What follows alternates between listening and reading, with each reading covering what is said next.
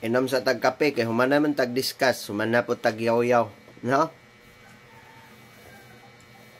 Habang kumakain, sumasagot sa mga katanungan na yan. No? Marami ho kayong tanong sa akin, hindi naman ako dito, no? Kasi hindi ho tayo perpektong tao, hindi tayo eksperto, di ba? Babalikan lang ho natin. Kasi may mga tao hong mga kaibigan ba, mga hambugiro. Nag-eskwela sila, no? Ilang anak nag-eskwela kuno sa private school. Nagtuo sila bright, nagyugayo na. Dili na siya mao. Ano man dahil nang nag-eskwela sa public, mga bugo na yun na. Dili po siguro eh. No? Ngano man dahil o nag-eskwela imong anak sa public or asa nag-eskwela na. Basta naningkamot lang na siya, makatuon yun na, mahimo yun ang bright. No? Inaana na siya ang dating. Nakadepende na si estudyante, wala na nakadepende sa eskwelahan. Kaya sa private niyo ipa-eskwela, mind you, kita yung nagsweldo anak diha tanan sa including sa mga pangangailangan diha. Kung public, gobyerno yun na siya. That is the government na siya, produce, mga kaibigan. Hindi kayo panghambog ninyo nga inyong anak na sa private, bright. Depende na sa estudyante, mga kaibigan. No, dili na nakadepende sa eskwelahan. Ngano man di ay, unsay English dito sa iro or iring dito sa private o English diri sa iring o iro diri sa public school. Ngano man di ang iring dito mahimong dog or ang cat dito may iro, dili siguro. Pareha ra na, depende ra gihapon na.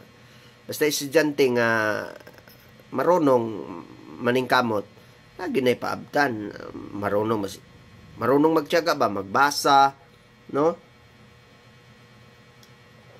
Di na makadepende sa eskwelahan. Nagadepende na sa estudyante yun. Di unsa na to pagtudlo gikan sa tong balay padulong sa eskwelahan. Ang purpose lang nga ato ang i-public, ato ang i-private, ato ang mga estudyante sometimes is gamay ra, no? Makuan jud ba, that is naadyoy ka nang gyud nato nga ma-monitor. Gamay ra man, unlike in public, congested yun na siya. Kay public man, mga pobre man in town na, kay kami mga public school ra man jud mi nag-graduate 75, no? Hangyo lubo pa parang pasar gyud. Kay sa una 0 is 0 man gyud. Di man pareha karon 0 is equivalent to very good 65, di ba? Nara na 75, pero at least pag graduate og college, one tick lang sa board exam. Katong private lagi nga abot man hantod ron wa pa pasar lagi. Jesus Maria Joseph. Di na depende. Depende na giunsa na to paghandle, no? Ang kinabuhi sa kalibutan. Then kini pong naman gyud mga lecture ning eskwelahan. Ang para sa eskwelahan, para ra gyud na sa eskwelahan. Daghan po mangutana unsa kunoy gamit aning exam 1, exam 2. Kung mo palit gyud ta na sa gawas, wa gyud na siya gamit. Kay kung unsay atong gipalit, mo adto tag palengke, mo adto tag Tiangge. Ang negosyante di man mangutana anang exam 1, exam y sub 1, y sub 2 equal y na sabtan. Wala man na, dili man na siya magamit dito sa eskwelahan ra na. Magamit na nato kung kita nagtudlo. Teacher ta or guro ta, di ba? Magamit na siya. Pero mamaligya ka, dili na siya magamit. Mo palit dia, may dinamuhawa sa imuhang tindahan o kuan. So, ang pinaka-basic yun, ang magamit na to is the 4 fundamentals of mathematics. Naman gyud ang hambog nga bright kuno siya sa math. Di ba? Nana na siya. Unsa to siya? Addition, multiplication, division, subtraction. Di ba? Moro na magamit. Nipalit ka 100 imong kwarta, nakuhaan og 50. Di ang sukli. Subtraction ba na? No. Subtraction. Moro na ba? o magbahin tag kwarta, o division, divide. Magpadaghan tag kwarta, multiplication. Magdugang ta, addition. O ana, pena ka simple. Nganong lisod-lisoron, man ginato itong kinabuhi. Tang igit. Tanawara ni, napoy nangutanang mga qualification ko, no? Anong mangutana man gid as a general rule, kanang gipang-ilik ninyo nga mga kurap ron diha. Dili man ako'y nagbuhat sa balaod ni ana nga ngano kuno nga ang qualification sa mudagan o posisyon sa mahimong politiko sa Pilipinas kabalo lang mubasa nya kabalo lang musulat. As a general rule given by the mandated privilege by the Philippine Constitution, mauna na siya, ayaw na nag-question na, ayaw na nyo question na.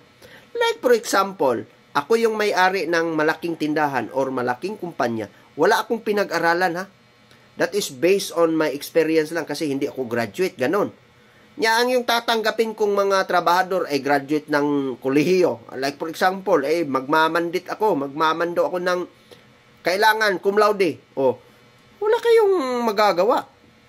O, diba? Ganon. Like for example, apply daw sa Gaisano. Yes, that is a mandate by the Gaisano. Wala tayong magagawa. Kung ayaw ninyong sumunod, huwag kayong mag-apply doon. Huwag kayong magtanong.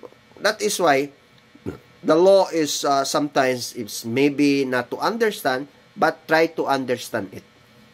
That is the law. We don't have right to question all of the things, mga kaibigan. That is the decision and the mandated privilege under of the Philippine Constitution. Kasi pag gusto mo, tatakbo ka na lang ng politiko, baka mangyayari pa na ikaw po'y manalo, di sabay-sabay na kayong magkukulimbat at magbubulsa ng pira ng taong bayan. Ganun lang.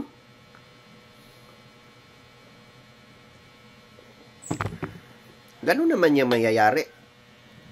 Bibihira yung walang binubulsa, bihira yan. Hindi yan totoo. Bakit to? Ang corruption must begins by our home. Must begin in our own house. Sino naman dito? Aaksipin ko yan. Noon, pinag-utusan ako ni mama na bumili ng isang sashing bitsin. Yung sukli ng dos, yung lube, hindi ko binabalik sa kanya. Kaya, corruption na yan. So, the corruption must begin in our home. Ganun ho. Pangalawa, nasa school. Para papasa ka, bibigay ka ng silhig. Hatag kag silhig, lampaso, floor wax. Para maribunan ka, hatag kag manok. Ganun. Yan po, mga kaibigan.